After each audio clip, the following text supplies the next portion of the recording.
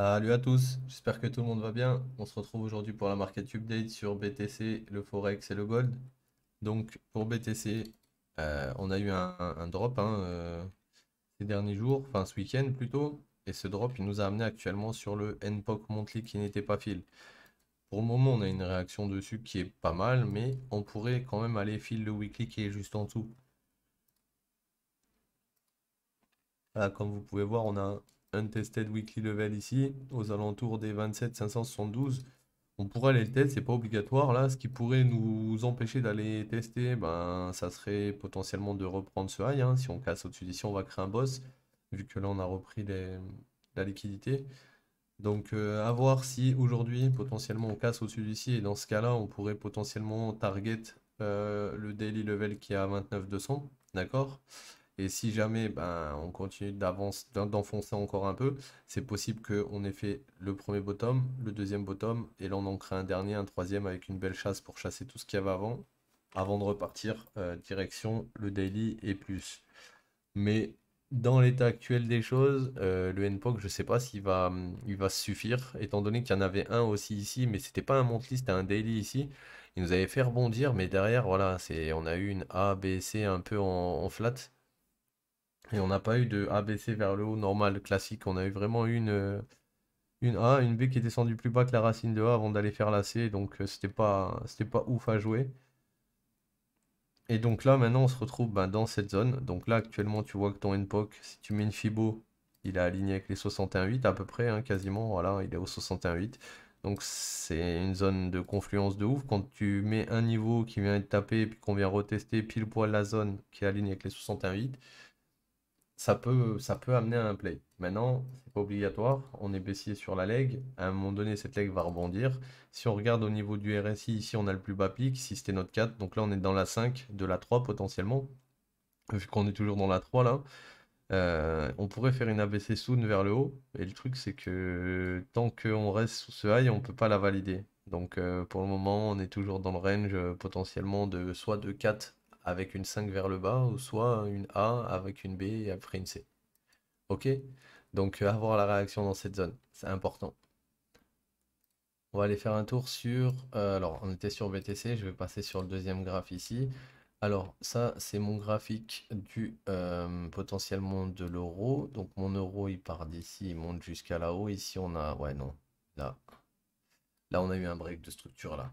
Là, on a eu de base une SFP. On est reparti chercher les highs direct. Et là, on est en train de repartir en bas. Et là, on a un boss vers le bas. Donc, pour moi, là, c'est potentiellement un choche sur l'euro. Donc là, qu'est-ce que je vais regarder? Je vais potentiellement attendre qu'on vienne prendre ce high, qu'on revienne dans cette POI ici, ça pourrait être pas mal pour le reshort. Donc petite alerte au-dessus du high ici, on va l'appeler IDM. Donc ouais, et donc du coup, vu qu'on repasse baissier sur l'euro, qu'est-ce qu'on va aller chercher? Ben, potentiellement cette target, hein, on va aller chercher toute la liquidité, donc il faut juste patienter, parce que là on vient de casser ce niveau. Ici on avait fait une SFP, mais là maintenant on a une clôture, donc on peut très bien s'arrêter là, comme on peut très bien remonter là-dedans, comme on peut très bien corriger, si ça se trouve ça c'est juste une A, après on va faire une B avant de faire une C. Donc étape par étape, là ce qu'on voit c'est que notre dernier mouvement qui monte, il a break avec ces deux trois bougies ici. Donc, dans cette zone, on a une POI et on verra ce qu'on fait dans cette POI. Si là, on continue de descendre comme ça, comme ça, comme ça, comme ça, comme ça, comme ça, comme ça, cette ligne, il faut la déplacer à chaque fois qu'il y a un plus haut. D'accord? Et dès qu'on va prendre le premier plus haut qui va être collé, il faudra regarder au-dessus et potentiellement, ça sera ma POI. Si jamais on descend ici, ça sera plus là-haut. Mais en fonction de ce qu'il fait actuellement, là, ma POI est juste au-dessus et mon IDM est là. Donc, on attendra de voir si on va plus bas ou si, là, par exemple, imaginons on va plus bas, cette ligne, je la mets ici.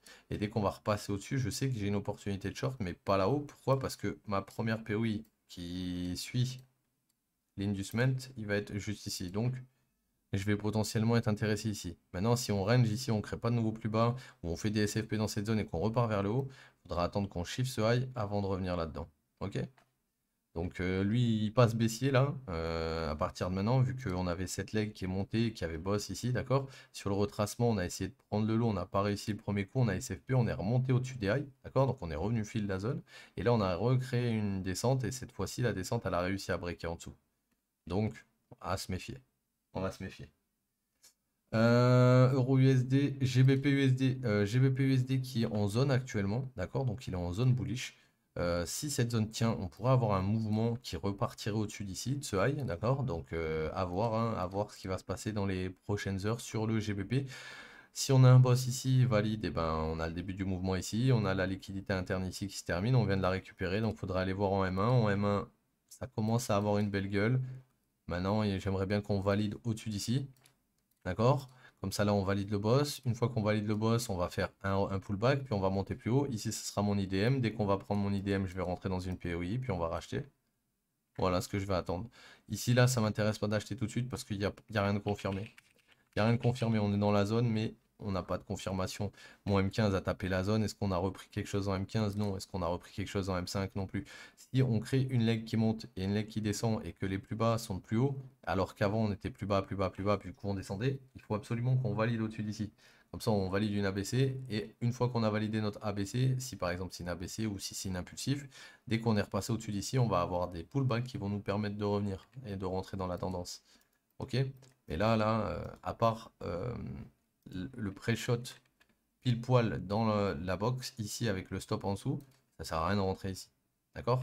Donc si vous n'êtes pas rentré pile poil sur l'order block ici, sous l'engineer liquidity, avec votre stop en dessous, vous attendez qu'on break ici, qu'on crée l'inducement et qu'on reprenne l'inducement pour rentrer. Point. C'est aussi simple que ça, les gars. Ça demande de la patience parce que du coup, il faut le temps que le marché crée tout ça. Mais si vous avez la patience, il vous donnera les plays en question.